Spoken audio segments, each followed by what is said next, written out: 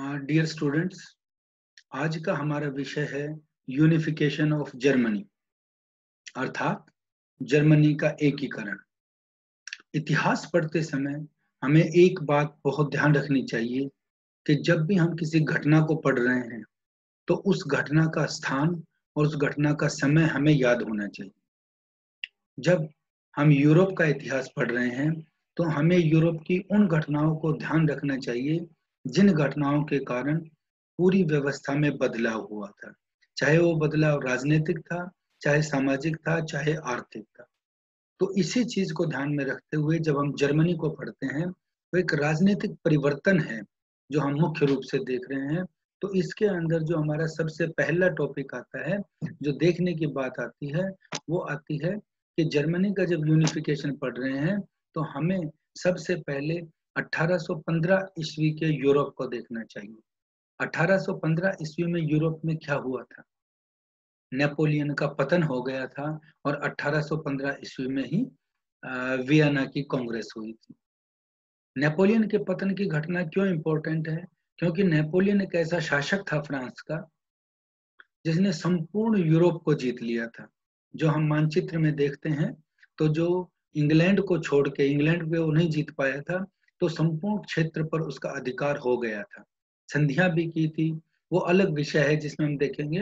लेकिन यहाँ जर्मनी के एकीकरण के तौर पर हमें नेपोलियन का पतन और उसके बाद वियना कांग्रेस को पढ़ना बहुत जरूरी है, क्योंकि इसके बाद बहुत बड़ा राजनीतिक परिवर्तन हुआ था। और फिर 1815 ईस्वी की कांग्रेस हुई थी। कांग्रेस का अर्थ होता है कि सभी ज्यादा लोगों का इकट्ठा होना और उनकी बैठक होना। तो 1815 ईस्वी के बाद ऑस्ट्रिया की प्रमुखता हो गई थी, प्रधानता हो गई थी, और वहां के चांसलर मेटरनिख थे। मेटरनिख ने सारी व्यवस्था को अपने अनुसार बदल लिया था। तो ये जो सामने आपके स्क्रीन पे दो तीन चीजें आ रही हैं, ये बतानी इसलिए जरूरी है ताकि हमें जर्मनी की पृष्ठभूमि का पता चले। यानी जो घटना 1870-71 में हो रही है, उस घटना की शुरुआत हम 1815 से देख रहे हैं। उदाहरण के तौर पर जब आप भारत के स्वतंत्रता आंदोलन के इतिहास को पढ़ते हो तो आप 1857 ईस्वी के जन आंदोलन को पढ़ते हो, क्योंकि वो एक ऐसा आंदोलन था जहां से परिवर्तन शुरू हो गया था। इसी प्रकार हम 1815 ईस्वी की वियना कांग्रेस को देख रहे हैं और 1815 ईस्वी में नेपोलियन के जो एम्पायर था उसका कोलैप्स हो गया था, उस घटनाक्रम को देख रहे हैं।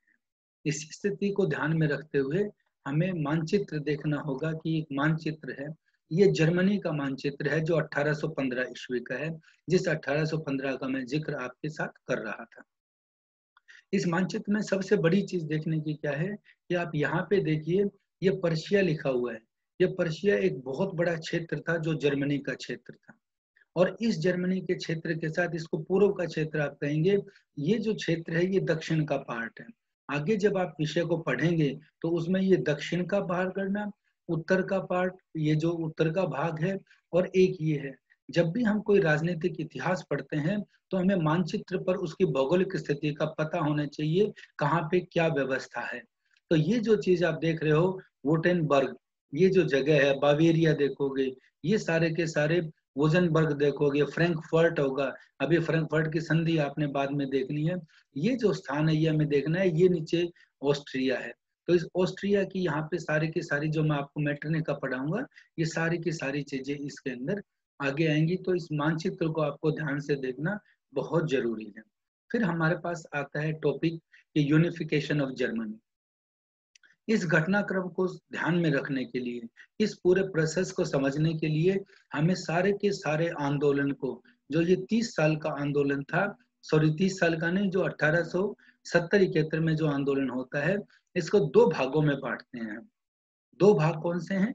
जिस तरीके से, फिर मैं आपको भारत के इतिहास का उदाहरण दूंगा ताकि आप उसको समझ सको कि जैसे हम उदारवादी या उग्र राष्ट्रवादी या क्रांतिकारी इस तरीके से भारतीय आंदोलन में पढ़ते हैं, उसी प्रकार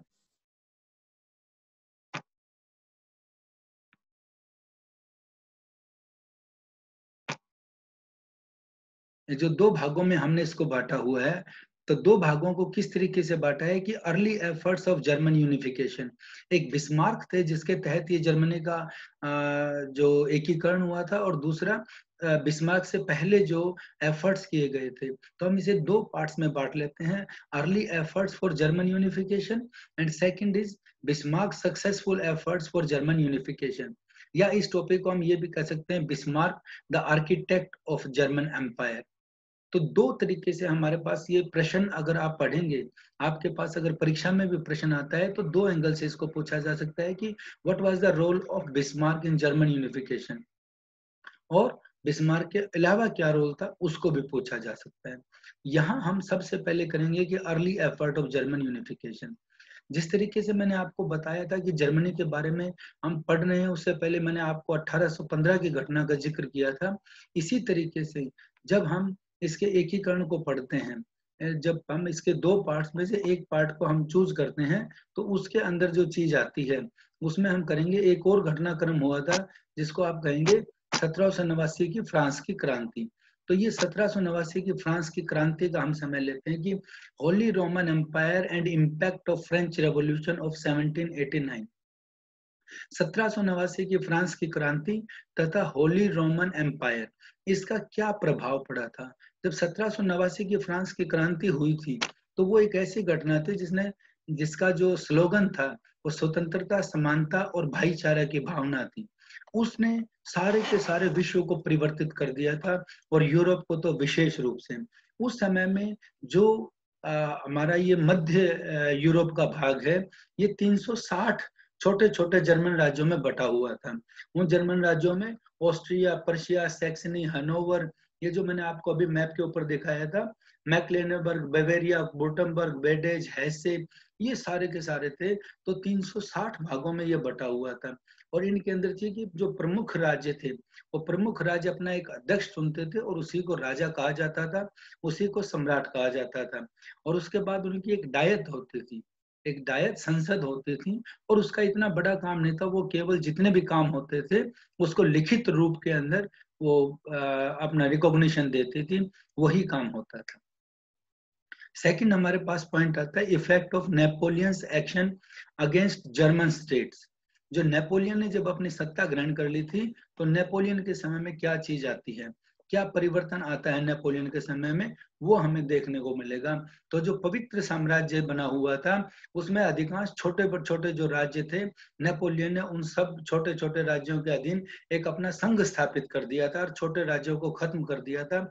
और 16 राज्यों का उसने पर्शिया और ऑस्ट्रिया के अतिरिक्त, जो देखिए मैंने आपको मैप के ऊपर एक चीज दिखाई थी कि इसके अंदर ये पर्शिया और पर्शिया के साथ ये ऑस्ट्रिया, इन दोनों को छोड़ के और बाकी जो राज्य थे उन राज्यों का एक संगठन बना दिया था, जिसे कॉन्फेडरेशन ऑफ राइन कहा गया था, यानी राइन का संघ उसको नाम दिया गया था। और यही चीज है जब हम पहली बार देखते हैं कि शुरुआत हुई थी, और इसी कारण से नेपोलियन को जर्मनी के एकीकरण का आरंभकर्ता माना जाता है, यानी शुरुआत करने वाला व्यक्ति माना जाता है। क्योंकि यहीं से जब नेपोलियन ने इन राज्यों को जीता था, यहीं पे जर्मनी के लोगों के अंदर राष्ट्रीयता की भावना पैदा हुई थी, और जितने अत्याचार नेपोलियन ने किए थे उन अत्याचारों के विरुद्ध वो लामबद्ध हुए थे। और ऐसी ही घटना नेपोलियन का जो जेना का युद्ध हुआ था, उसके बाद उसने पर्शिया के अंदर बहुत अत्याचार किए थे। तो सारे के सारे लोग पर्शिया के नेतृत्व में ही नेपोलियन के विरुद्ध इकट्ठे हो रहे थे। तो ये राष्ट्रीयता की भावना और जर्मनी के एकीकरण की शुरुआत हम यहाँ से मानते हैं। तीसरा प्रश्न आता है Vienna Congress and German confederation. जब वियना कांग्रेस होती है उसके अंदर मेटरनिख की प्रमुखता होती है। मेटरनिख चांसलर थे ऑस्ट्रिया के। जब मेटरनिख यहाँ पे आ जाते हैं तो 38 राज्यों का एक ढीला सा संगठन बनाते हैं, क्योंकि मेटरनिख वहां पे, अब आप अपने दूसरे अध्याय में भी जब आप इटली का एकीकरण पढ़ेंगे वहां पे भी इन्हीं घटनाओं का जिक्र होगा, नेपोलियन का भी जिक्र होगा और वियना का कांग्रेस का भी जिक्र होगा। तो वहां पे जब नेपोलियन जो मेटरनिख है, मेटरनिख वहां जाकर के अपना जो रोल प्ले करते हैं वो इन राज्यों को कमजोर कर बनाने की कड़ी अपनाते हैं, और एक 38 राज्यों का छोटा सा एक संगठन बना देते हैं जिसको जर्मन कॉन्फेडरेशन का नाम दिया जाता है। और इसके बाद इसमें होमबर्ग नाम का एक राज्य और शामिल हो जाता है, और बाद में इसकी संख्या 39 हो जाती है। ये 39 संख्या होने के बाद इसकी इतनी बड़ी महत्ता नहीं रहती, और इसको जो अब मैंने आगे लिखा है, आप देखेंगे, despite the name the German confederation was no more a national state than the old empire had been. William Carr एक हिस्टोरियन हुए हैं, उन्होंने बुक लिखी है हिस्ट्री ऑफ जर्मनी 1815 से 1945। उस पुस्तक के अंदर वो ये बात कहते हैं कि यद्यपि इसका नाम जर्मन संघ था, तथापि यह प्राचीन साम्राज्य से बढ़कर राष्ट्रीय राज्य नहीं बना था। राष्ट्रीय राज्य का अर्थ होता है कि सारे के सारे लोग अपनी ही सभ्यता, अपनी संस्कृति, अपने इतिहास, अपनी भाषा, अपने हित, उसको लेकर के इकट्ठे हो रहे हो। तो ये जो जर्मन कॉन्फेडरेशन है वो राष्ट्रीय राज्य का रूप नहीं ले पाया था। तब हम अगली चीज पे चलते हैं। तो अगला एफर्ट आता है कि suppression of liberal and revolutionary movement by Metternich. मैंने आपको अभी बताया था कि मेटरनिख के अधीन जब ये सारा का सारा क्षेत्र आ जाता है तो वो इटली का भी एक क्षेत्र अपने पास रख लेते हैं ताकि भविष्य में किसी भी देश के खतरे से बचा जा सके। उसके बाद जब ये विचारधारा का परिवर्तन होता है, आप 1789 की फ्रांस की क्रांति देख रहे हैं जिसमें स्वतंत्रता, समानता और भाईचारे की भावना आ रही है और सारी व्यवस्था बदल रही है। तो वहां पे जो विश्वविद्यालय हैं जर्मनी के अंदर, उनके अंदर भी परिवर्तन आ रहा है और नए विचारक जो आगे आ रहे हैं। तो उसमें विश्वविद्यालय के जो विद्यार्थी हैं वो भी अपने क्रांतिकारी संगठन बनाते हैं और क्रांतिकारी संगठन के बाद वो अपना एक संघ बनाते हैं, बर्शेनशेफ्ट नाम का संघ बनाते हैं और उनका उद्देश्य होता है सम्मान, स्वतंत्रता और पितृभूमि, यानी अपनी लैंड के ऊपर अपने लोगों के हित के लिए और अपनी व्यवस्था को, अपने देश को आगे बढ़ाने के लिए वो ऐसे युवा जो साथी हैं, युवा जो विद्यार्थी हैं, वो खड़े होकर अपना संगठन बनाते हैं। उन्हीं को जब सर्व जर्मन संघ, एक और संगठन बनता है सर्व जर्मन विद्यार्थी संगठन।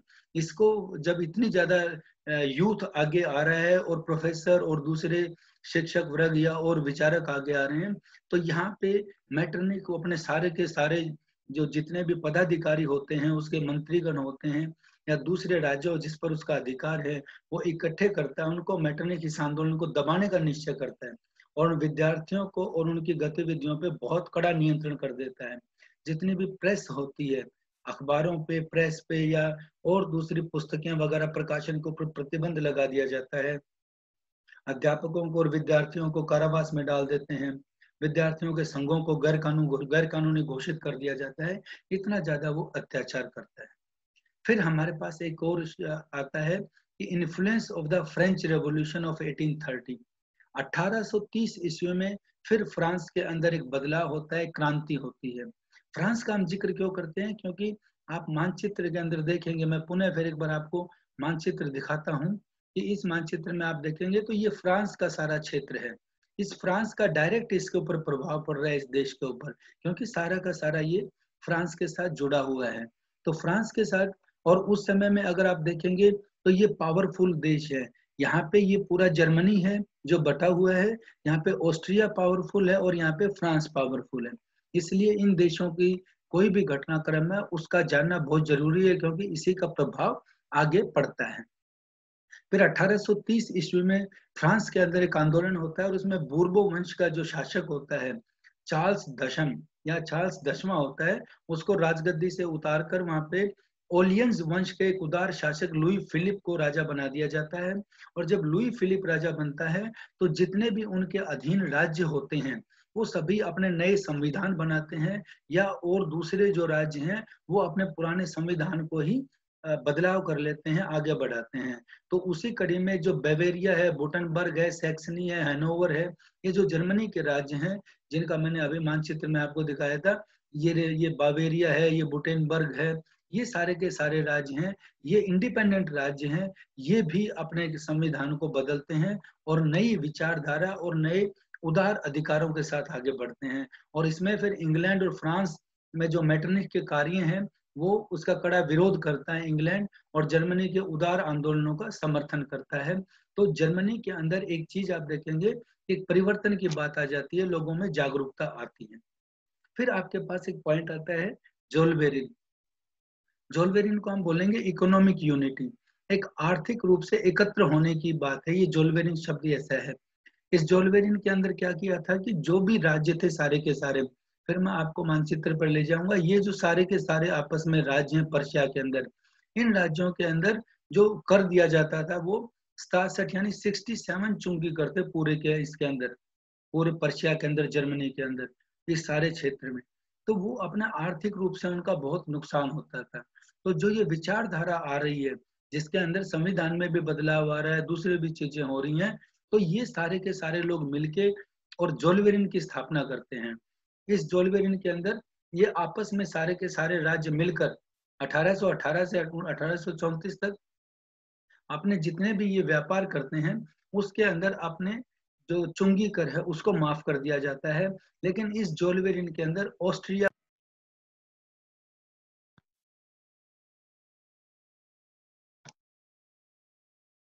इस इस जोल्वेरिन में ऑस्ट्रिया को शामिल नहीं किया जाता, और जब ऑस्ट्रिया शामिल नहीं होता है तो दोनों के अंदर एक गैप बन जाता है, और उस गैप के कारण हम जो जिस तरह बढ़ रहे हैं, जर्मनी के ये जो प्रदेश हैं, इनमें एक एकता आने लग जाती है, ये आपस में जुड़ जाते हैं। तो वो भी एक घटना है जिसको हमने नाम दिया है Zollverein, economic unity, free trade, German custom union और डेवलपमेंट ऑफ रेलवे।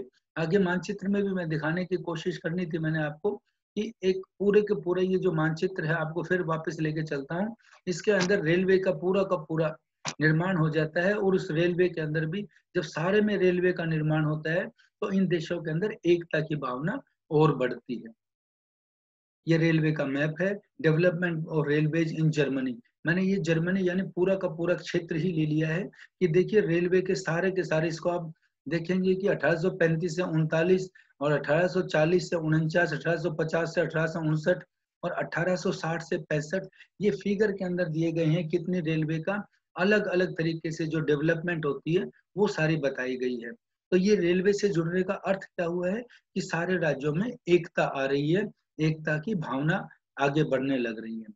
फिर नेक्स्ट पॉइंट आता है हमारे पास, impact of the French revolution of 1848।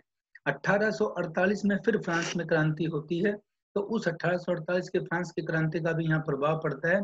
इस तीसरी क्रांति में लुई फिलिप को राजगद्दी से उतार दिया जाता है, और फ्रांस के अंदर राजतंत्र को खत्म कर गणतंत्र की स्थापना की जाती है। जब गणतंत्र की स्थापना की जाती है, तो यहाँ देख रहे हैं liberal movement in Germany, German states, ये जो जर्मनी के छोटे छोटे राज्य हैं, इन सभी में उदारवादी बदलाव हो रहे हैं। फ्रैंकफर्ट पार्लियामेंट जो की प्लान है जर्मन यूनिफिकेशन की, इसमें दो तीन चीजें आप पढ़ेंगे। एक तो जर्मनी के राज्यों में उदारवादी परिवर्तन होते हैं, प्रेस की स्वतंत्रता को बहाल कर देते हैं, लोकतांत्रिक जो संगठन है उनकी बहाली हो जाती है, विद्यार्थियों को, शिक्षकों को, उनको फ्री कर दिया जाता है। दूसरी चीज आती है Frankfurt parliaments plan of German unification.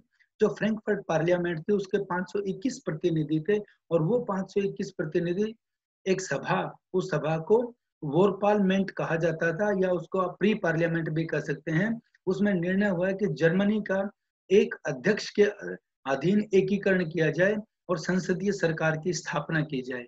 ये सारा हुआ 1848 की फ्रांस की दूसरी क्रांति हुई थी उसके बाद। तो फेडरिक विलियम जो था शासक था, उसके उसका निर्णय लिया गया इसके अंदर कि उनको उनके अधीन ये की जाए, और फेडरिक विलियम फोर था, वो जर्मनी के यूनिफिकेशन के लिए एक प्लान तैयार करता है, एक योजना तैयार करता है, जिसके तहत जर्मनी की रियासतों के शासकों की इच्छा से पर्शिया के नेतृत्व में जर्मनी के एकीकरण की योजना बनाई जाए। यहाँ ये फैसला होता है कि पर्शिया के नेतृत्व में ये चीज होगी, क्योंकि पर्शिया एक बहुत बड़ा प्रदेश था, और उसके जो संपर्क थे, आप जब मानचित्र में, मैं आपको पुनः एक बार फिर दिखाऊंगा, अगर आप पर्शिया के मानचित्र में देख रहे हो, तो पर्शिया यहाँ रूस के साथ भी उसकी मित्रता है, रूस के साथ भी जुड़ा हुआ है, और दूसरे देशों के साथ भी उसकी मित्रता है, और ये पर्शिया ही है जो दूसरों को चैलेंज कर सकता है। तो पर्शिया के नेतृत्व में वहां पे ये फैसला होता है कि जर्मनी के एकीकरण की योजना बनाई जाए, और इस योजना में पर्शिया के मंत्री होते हैं एक रोडोविट्स। उसने मई 1849 में पर्शिया, सैक्सनी और हैनोवर, तीन राज्यों की एक लीग का निर्माण किया जाता है, और उसके बाद 17 छोटे छोटे जर्मन राज्य लीग में शामिल हो जाते हैं। लेकिन ऑस्ट्रिया इसका विरोध करता है, क्योंकि पावर सारी ऑस्ट्रिया के पास है, और ये चीज फिर आगे नहीं बढ़ पाती है। हाँ, इतने पे ही यहाँ पे रुक जाते हैं जर्मनी के एकीकरण के प्रयास। यहाँ पे हमारे पास चीज आती है कि इन प्रयास का फेलियर क्यों हुआ, क्या कारण था इसके फेल होने का। सबसे पहली चीज आती है कि जर्मन लिबरल्स थे उनमें यूनिटी नहीं थी, आपस में उनमें एकता नहीं थी। दूसरी चीज उनमें आती है कि जो ऑस्ट्रिया था उसकी डोमिनेंस बहुत ज्यादा थी। वो जो दूसरे जो हमारे इंडिपेंडेंट राज्य भी थे वो ऑस्ट्रिया से सीधे मुकाबला नहीं कर सकते थे, वो ऑस्ट्रिया के विरोध में नहीं आ सकते थे। तीसरी चीज आती है, फ्रेडरिक विलियम फोर्थ थे, उनकी भी जिम्मेदारी आती है कि जब सारे के सारे जब फ्रेडरिक विलियम फोर्थ को जर्मन एकीकरण की योजना के लिए फ्रैंकफर्ट पार्लियामेंट कर देती है, तो वहां पे फ्रेडरिक विलियम फोर्थ इनकार कर देते हैं। तो उनका इनकार करना और फिर अपनी योजना के अनुसार आगे बढ़ना, वो भी इसके अंदर एक कमी थी। और लास्ट पॉइंट जो इसमें आता है वो आता है कि एक लीडरशिप की कमी थी, योग्य नेतृत्व का अभाव था, तो एबिलिटी इतनी नहीं थी ताकि ये आंदोलन आगे बढ़ सके। इसके बाद जब चीज आती है तो हमारे पास एक और पॉइंट आता है इसके अंदर, जो आप ये पॉइंट देखते आ रहे हैं, एक और पॉइंट आता है, वो आता है कि propaganda for German unification under leadership of Persia. जब इतनी चीज आपने देखी है कि दो फ्रांस की क्रांतियां हुई, उन दोनों फ्रांस की क्रांतियों के बाद और जो विश्व में बदलाव हो रहे हैं, तो पर्शिया के अंदर और दूसरे प्रदेशों के अंदर, दूसरे राज्यों के अंदर जो बुद्धिजीवी वर्ग है, वो इस बात को समाचार पत्रों के माध्यम से या अपने दूसरे माध्यमों से वो इस बात को प्रोपेगेट करता है कि केवल जो पर्शिया है उसी के नेतृत्व में ही जर्मनी का एकीकरण हो सकता है, और ये बात सारी जगह फैलती है। तो पर्शिया के नेतृत्व में ही आगे आने का या जर्मनी की एकीकरण की योजनाएं और आगे बढ़ने का प्रचार प्रसार किया जाता है। फिर हमारे पास आता है कि पर्शिया की ही हेजेमनी क्यों होगी, पर्शिया का ही प्रभुत्व क्यों होगा ज्यादा। तो जो propaganda for German unification under the leadership of Persia आता है। दूसरा इसके अंदर आप देखेंगे ज्योग्राफी ऑफ पर्शिया। जैसा मैंने आपको पहले बताया था कि पर्शिया की ज्योग्राफी में क्या चीज आती है, जब आप भूगोल को देखते हैं तो यहाँ पे पर्शिया है। अब ये पर्शिया देखिए, इन सारे के सारे जो निरंग जो इंडिपेंडेंट राज्य है उनके साथ इसकी सीमाएं लगती हैं, इनसे जुड़ाव है, जर्मनी का पार्ट है, इनकी आपस में संस्कृति भी मिलती है, सभ्यता भी मिलती है। और दूसरा, अगर विदेश से सहायता की बहुत, तो जैसे मैंने पहले बताया था कि रूस के साथ भी उसके संपर्क बनते हैं, ये सारी की सारी चीजें इसके लिए जुड़ी हुई हैं। तो जो उस समय की व्यवस्था है उसके अंदर पर्शिया उसके अंदर जो फिट बैठता है। दूसरी चीज था फ्रेडरिक विलियम, पर्शिया का किंग था फ्रेडरिक विलियम। जैसा मैंने आपको बताया, फ्रेडरिक विलियम भी इस बात का इच्छुक था कि इसका एकीकरण हो। और तीसरी चीज आती है the might of Persia, economic, social and aristocratic and military. Persia का अगर भूगोल के साथ देखे जाए तो आर्थिक रूप से पर्शिया संपन्न था, सामाजिक रूप से और एरिस्टोक्रेटिक और मिलिट्री के तौर पर इन बाकी प्रदेशों से, जो बाकी प्रदेश हमने देखे हैं, इन बाकी प्रदेशों से ज्यादा मजबूत ये जो प्रदेश हैं, इनमें इनसे ज्यादा मजबूत ये प्रदेश बनता था। यहाँ पे हम एक चीज देखेंगे कि यहाँ पे दो चीजों में ये लोग बटे हुए थे। एक चीज आती है कि कैथोलिक और एक आता है प्रोटेस्टेंट। तो ये जो पर्शिया है, पर्शिया के अंदर ज्यादा लगाव था, और ये सारा का सारा क्षेत्र है ये प्रोटेस्टेंट के साथ जुड़ने से भी आगे बढ़ रहे थे। तो पर्शिया के नेतृत्व में ही ये सारी चीज आगे बढ़ती है, और पर्शिया के नेतृत्व में एक माहौल बनता है जो मैं आपको इसमें बताना चाह रहा हूँ। उसके बाद चीज आती है हमारे पास सेकंड स्टेज, कि Bismarck successful effort for German unification और Bismarck the architect of German empire. यहाँ पे आप बिस्मार्क को देखिए, बिस्मार्क 1815 से 1898 तक का उसका समय है। 1898 में वो अपने पद से हट जाते हैं। आइडियोलॉजी होती है उसकी पॉलिसी ऑफ रियल पॉलिटिक। यहाँ पे विद्यार्थियों आप इस शब्द पे जाएंगे, रियल पॉलिटिक। ये रियल पॉलिटिक एक बहुत बड़ा शब्द है। इसके अंदर चीज आती है कि राजनीति के जो सिद्धांत होते हैं या राजनीति के तरीके होते हैं, राजनीति की व्यवस्था होती है। बिस्मार्क एक ऐसा कूटनीतिज्ञ था जो रियल पॉलिटिक मतलब जो प्रैक्टिकल तौर पर चीजों को आगे बढ़ाना चाहता था, कि वास्तविक रूप से क्या होती है, जो प्रयोगात्मक रूप से क्या चीज होती है, कि हम एक दूसरे से मिलके ऐसा होगा, वो थ्योरी पर ना जाकर प्रैक्टिकल चीज करना चाहता था। तो ऐसा व्यक्ति था वो। फिर उसकी स्ट्रेटेजी थी, और फोर्थ में लिखा है Bismarck was the diplomat who keeps 3 balls in 2 hands। अपने 2 हाथों में वो 3 गेंदों को रखता था। आप आगे पढ़ेंगे और देखेंगे तो उसमें आएगा कि पर्शिया है, पर्शिया के साथ साथ उसके अपने प्रदेश हैं, उसके साथ आगे इटली है, ऑस्ट्रिया है और फ्रांस है। वो पूरे अपने राज्य के दौरान जब वो जर्मनी का एकीकरण करता है, तो जब पर्शिया का पता करना होता है तो वो इटली से दोस्ती करता है, जब वो ऑस्ट्रिया को युद्ध करना है तो वो इटली से दोस्ती करता है, फ्रांस से दोस्ती करता है। जब फ्रांस की बारी आती है आक्रमण की तो वो ऑस्ट्रिया से दोस्ती करता है। वो अपने जो साउथ के जो राजा हैं, इंडिपेंडेंट राज्य हैं, उनके साथ दोस्ती करता है। ऐसा एक डिप्लोमेट था, एक कूटनीतिज्ञ था बिस्मार्क। वो चीज हम इसके अंदर आगे पढ़ेंगे। यहाँ चीज आती है जर्मनी 1815 का जो मैंने आपको दिखाई थी चीजें, वही मैप दोबारा से मैं यहाँ आपको दिखा रहा हूँ कि किस तरीके से इन देशों के साथ वो युद्ध करेगा और आगे बढ़ेगा। ये चीज आती है Bismarck and unification of Germany. Bismarck as ministry president, एक प्राइम मिनिस्टर था वो, लेकिन पर्शिया के अंदर उसे मिनिस्ट्री प्रेसिडेंट बोला जाता था।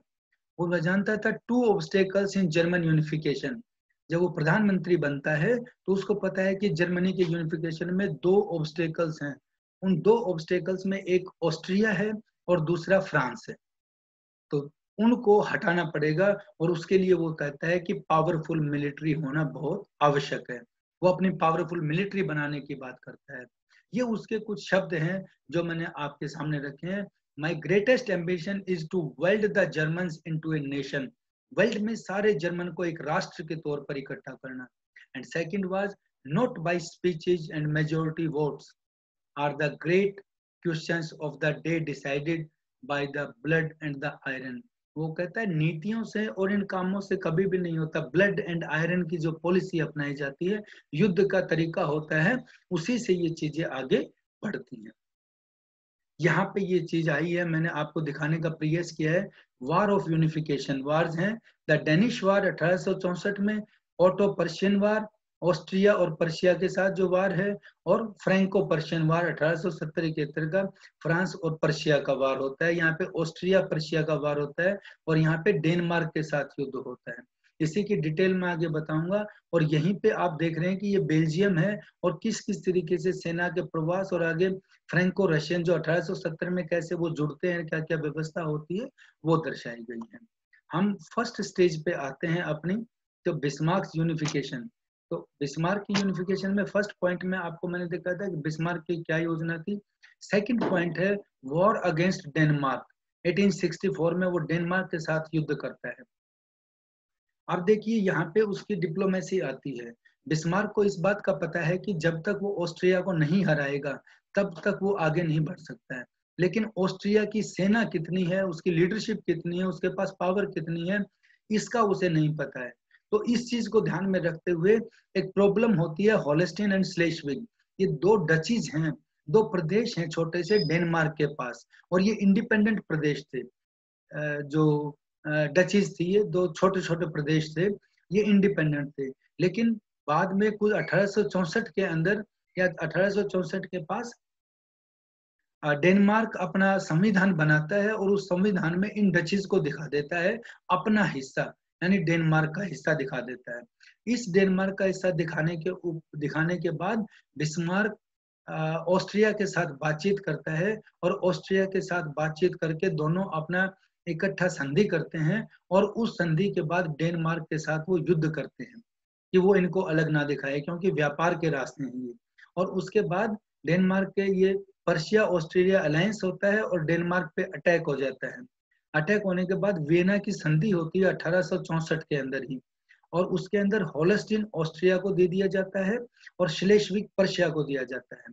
जब आप मानचित्र में देखेंगे, मैं बार बार आपको मानचित्र दिखा रहा हूँ, होलस्टीन और श्लेस्विग, जब आप एक फिर से मैं आपको मानचित्र के पास ही लेके जा रहा हूँ, इस मानचित्र के अंदर आप देखेंगे कि होलस्टीन जब ऑस्ट्रिया को दे दिया जाता है तो ये इसके साथ की जगह है। ये यहाँ पे देखेंगे आप, नीदरलैंड यहाँ पे है और ऑस्ट्रिया की ये पोजीशन है। ऑस्ट्रिया बिना इसको क्रॉस करे, ऑस्ट्रिया को इसके ऊपर अधिकार करने के लिए पर्शिया के साथ समझौता करना पड़ेगा। ये दो डचीज होती हैं जिसका फैसला दूर है होलस्टीन और स्लेज्विग की। ये देखिए यहाँ पे है होलस्टीन, ये होलस्टीन है, ये जगह जो मैं आपको एरो से दिखा रहा हूँ। इस होलस्टीन पर आने के लिए ऑस्ट्रिया को कहाँ से जाना होगा, अपनी सीमाएं निर्धारित करनी होंगी। बिना पर्शिया के ये इस स्थान के ऊपर नियंत्रण नहीं कर सकता और इसके ऊपर का क्षेत्र है वो श्लेस्विग है। तो श्लेस्विग से भी अगर वो दूसरे देशों से भी समझौता करके कोई चीज करता है तो भी पार करना पड़ेगा। ये कूटनीति थी सारी बिस्मार्क की, जिसके तहत वो आगे बढ़ता है। जब ये व्यवस्था हो जाती है तो यहाँ पे बिस्मार्क अपनी कूटनीति के कारण ये जो युद्ध हो रहा है, इस युद्ध में होल्स्टीन ऑस्ट्रिया के पास दे देता है और श्लेस्विग अपने पास रखता है। और इसी संधि पे तहत जो ट्रीटी ऑफ वियना हुई 1864 में, इसी को तोड़ने के ऊपर वो युद्ध करेगा। क्योंकि यहाँ इस युद्ध के अंदर आप एक चीज देखिए, वो ऑस्ट्रिया के साथ समझौता करके उसकी सेना का सारा जायजा ले लेता है। Then war against Austria 1866। अब 1866 में वार होता है। तो ऑस्ट्रिया पर्शिया का वार क्यों हो रहा है, इसको अगर आप देखेंगे तो इसकी हिस्ट्री में भी अगर आप जाते हैं तो देखिए, जब जोल्वेरिन की स्थापना होती है 1834 में, वो भी ऑस्ट्रिया के खिलाफ में था। फेडरिक विलियम फोर्थ है, वो भी जितने प्रयास करता है ऑस्ट्रिया उसके भी खिलाफ था। Matter of violation of Gastein treaty to Frankfurt parliament and Austria attacked on Prussia. जब ये संधि होती है होल्स्टीन और श्लेस्विग वाली, तो इसको लेके जब इनका आपस में चीज आती है तो ये बिस्मार्क है वो फ्रैंकफर्ट पार्लियामेंट के अंदर चला जाता है। फ्रैंकफर्ट पार्लियामेंट सारा समूह का संगठन का जो पार्लियामेंट थी, और उसके बाद वो पर्शिया के ऊपर अटैक करने, ऑस्ट्रिया जो है वो अटैक करता है पर्शिया के ऊपर। होल्स्टीन, श्लेस्विग एंड पर्शिया, इन तीनों चीजों को लेके जब ये अटैक हो जाता है, इन तीनों चीजों का, ये मैंने आपको पृष्ठभूमि बताई है कि होल्स्टीन श्लेस्विग तो एक बहाना था, लेकिन ये पृष्ठभूमि तो पहले भी तैयार हो रही थी। जिस तरीके से, फिर मैं आपको यहाँ समझाने के लिए आपको भारत का ही उदाहरण दूंगा कि 1857 का जन आंदोलन होता है। उस आंदोलन के अंदर आप एक बात करते हैं कि चर्बी वाले कारतूस के कारण यह आंदोलन हुआ था, लेकिन जब आप पढ़ते हैं तो ये चीज सामने आती है कि आर्थिक रूप से अंग्रेजों की नीतियों के खिलाफ लोगों में एक भावना पैदा हो रही थी, और वो भावना बाद में ज्वलंत रूप लेती है। यही चीज ऑस्ट्रिया और पर्शिया के बीच की चीज है। देन जब वो अटैक करता है तो उससे पहले बिस्मार्क सीक्रेट ट्रीटीज करता है, गुप्त गठबंधन करता है, गुप्त संधियां करता है। वो इटली के साथ संधि करता है। इटली, अब आप देखिए, इटली बिल्कुल ऑस्ट्रिया के साथ लगता हुआ प्रदेश है। जब आप मैप में देखेंगे तो इटली के साथ वो करता है कि जो होल्स्टीन श्लेस्विग का मुद्दा है और उसके बाद इटली का जो क्षेत्र है, वो क्षेत्र कहता है कि जब वो अटैक करेगा तो इटली भी उसके ऊपर अटैक कर दे ऑस्ट्रिया पे, ताकि उसकी सेना दो जगह पे बिखर जाए, और दो जगह बिखरने से सेना कमजोर हो जाए, युद्ध बिस्मार्क जीत लेगा, और जीतने के बाद संधि के तहत और इटली के जिन प्रदेशों पे ऑस्ट्रिया का कब्जा है, वो प्रदेश उसे वापस लौटा देगा। तो ये इटली के लिए भी फायदा है। और दूसरी संधि वो करता है फ्रांस के साथ। उसको वो साइलेंट रहने के लिए कहता है कि वो इस बारे में कुछ भी नहीं करेगा। क्यों? क्योंकि इसके अंदर मैं फिर आपको दिखाता हूँ, मैप के ऊपर लेके जाता हूँ, इस मानचित्र पे देखते हैं तो ये जो प्रदेश है जिसमें आप वुटेनबर्ग, बावेरिया और ये जो फ्रैंकफर्ट और ये सारे का सारा क्षेत्र देख रहे हो, ये स्टूडेंट्स क्षेत्र है जो ईसाई धर्म के अंदर प्रोटेस्टेंट थे, और ये दूसरे के जो कैथोलिक, ये कैथोलिक धर्म को मानने वाले थे। और फ्रांस का इसके ऊपर नजर थी कि ये क्षेत्र है, ये फ्रांस ले लेगा जब जीत के बाद हो जाएगा। तो ये एक गुप्त संधि करता है। दूसरा, जब आप देख रहे हैं तो यहाँ पे ऑस्ट्रिया और ऑस्ट्रिया के साथ का ये क्षेत्र है, ये जर्मनी के साथ, वो इटली के साथ लगता है, जिसके ऊपर वो अधिकार की बात करता है। जब इतनी चीज होती है और जब युद्ध होता है, तीसरी चीज आती है रशिया। जैसे मैंने आपको मानचित्र में बताया था, रशिया उसका मित्र है, साथ रशिया के साथ सीमाएं लगती हैं। और इंग्लैंड, जो ये जो सेंट्रल यूरोप के अंदर ये जो झगड़े चल रहे हैं, इंग्लैंड इससे बहुत दूर है।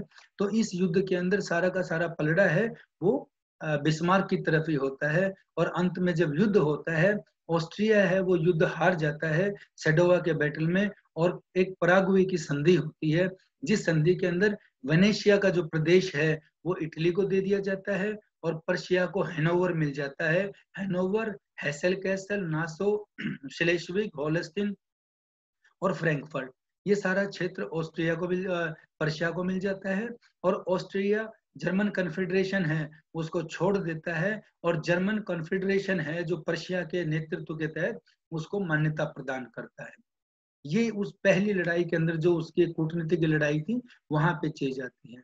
दूसरी चीज जब हम देखते हैं तो दूसरा फिर वो बैटल लड़ता है बिस्मार्क का कि north Germany confederation under the leadership of Persia. जब इतनी चीज होती है तो इस युद्ध के बाद और इससे पहले होल्स्टीन श्लेस्विग के बाद बिस्मार्क की बहुत ज्यादा प्रतिष्ठा बढ़ जाती है और उत्तरी जर्मनी का एक कॉन्फेडरेशन बनाता है पर्शिया के तहत। यानी उत्तरी जर्मनी के सारे जो प्रांत हैं, जो मैं फिर आपको मैप के ऊपर लेके जाऊंगा कि ये जो प्रांत हैं उत्तर के, ये सारे के सारे प्रांत जुड़ के और अपना एक संगठन पर्शिया के साथ हो जाता है और पर्शिया की सारी सीमाएं बढ़ जाती हैं। वो पर्शिया के साथ अपना गठबंधन कर लेते हैं। ये जितने इंडिपेंडेंट राज्य हैं ये इसके साथ मिल जाते हैं। अब बिस्मार्क के सामने केवल एक चीज रह जाती है कि उसका है कि जो इंडिपेंडेंट डायनेस्टीज हैं साउथ जर्मनी की, जिसमें बावेरिया, वुटेनबर्ग, बाडेन और हेसे डार्मेस्टेड, ये जर्मनी की हैं, जर्मनी का जो हिस्सा है इसे अपने साथ मिलाना है। इसके उसके ऊपर एक लक्ष्य रहता है और इसी लक्ष्य को ध्यान में रखते हुए वो फ्रांस पर अटैक करता है। लेकिन फ्रांस पे जब वो अटैक करता है 1870-71 में, तो उसके साथ दो चीजें सामने आती हैं कि जो चार डायनेस्टीज हैं जिनका मैंने आपको नाम अभी बताया था, बावेरिया, वुटेनबर्ग, बाडेन और हेसे डार्मस्टेड, इन चारों के सहयोग के बिना वो युद्ध नहीं जीत सकता। तो ऐसे समय में वो अपना फिर एक चीज आता है, क्योंकि ये चारों के चारों जो डायनेस्टी हैं ये कैथोलिक धर्म को मानने वाली हैं और ये अपने पर्शिया के साथ ना आके, क्योंकि पर्शिया प्रोटेस्टेंट है, तो वो फ्रांस के साथ ही जुड़ती हैं। यहाँ पे वो अपनी कूटनीति का फिर लाभ उठाता है और जो ऑस्ट्रिया के साथ युद्ध हुआ था उस समय में फ्रांस के शासक नेपोलियन थर्ड के साथ गठबंधन होता है। उस गठबंधन में जो डिप्लोमेसी होती है, जो फ्रांस के साथ वो एक स्वतंत्र रहने के लिए जो समझौता करता है, वो पत्र इन चारों राजाओं को दिखाता है कि फ्रांस उनके ऊपर अधिकार करना चाहता है। और उस पत्र के बाद ये चारों शासक हैं, जो चारों डायनेस्टीज हैं, जिनके अंदर ये बावेरिया, वुटेनबर्ग, बाडेन और हैसे ड्रामेस्टेड है, ये चारों के चारों पर्शिया के अधीन, पर्शिया के साथ मिल जाते हैं और उसके बाद अटैक होता है, फ्रांस के ऊपर आक्रमण हो जाता है। Diplomatic Bismarck knows that he could not won the war against France without the help of this dynasties, और उसके बाद वो इन डायनेस्टीज को साथ लेके फिर आक्रमण कर देता है और उस आक्रमण के बाद फ्रांस की हार हो जाती है। उस हार के बाद जो फ्रैंकफर्ट की संधि होती है, ये चित्र है कि proclamation of the emperor in Versailles 18 जनवरी 1871, ये जो होता है इसके बाद बिस्मार्क की एक चीज आती है कि 1870-71 में वो फ्रांस के अंदर ही अपना ये ताजपोशी करता है और ताजपोशी जो राजा बनता है अधिकार कर लेता है फ्रांस के ऊपर, और इटली के शासक को ही इसके अंदर इसका राजा बना दिया जाता है फ्रैंकफर्ट के अंदर। और जब फ्रैंकफर्ट की ये चीज आ रही है तो यहाँ पे बिस्मार्क एक चीज करता है कि फ्रांस के दो प्रदेश हैं अल्सास और लोरेन, उनको भी जर्मनी के अंदर शामिल कर लेता है। और ये दो अल्सास और लोरेन इतने ज्यादा, जो आप जिसको बोलेंगे आप प्राकृतिक संसाधनों से भरे हुए होते हैं, इतने ज्यादा इकोनॉमिकली पावरफुल होते हैं कि ये अल्सास और लोरेन ही है जो बाद में फिर वर्ल्ड वार 1 का एक कारण बनते हैं, जो फ्रांस जर्मनी पे अटैक करता है। ये इसके होने के बाद जर्मनी की ये व्यवस्था होती है कि संपूर्ण जर्मनी देखिए ये सारा का सारा एक हो जाता है, ये पूरा जर्मनी एक बन जाता है। ये फ्रैंकफर्ट की ट्रीटी है 10 मई 1871 की। जर्मनी एक पावर बन जाता है, एक राइज होता है और इसका पॉलिटिकली सिग्निफिकेंस है, राजनीतिक तौर पर इसका बहुत ज्यादा महत्व बन जाता है। ये अध्याय था कि किस तरीके से जर्मनी का एकीकरण होता है। Thank you very much.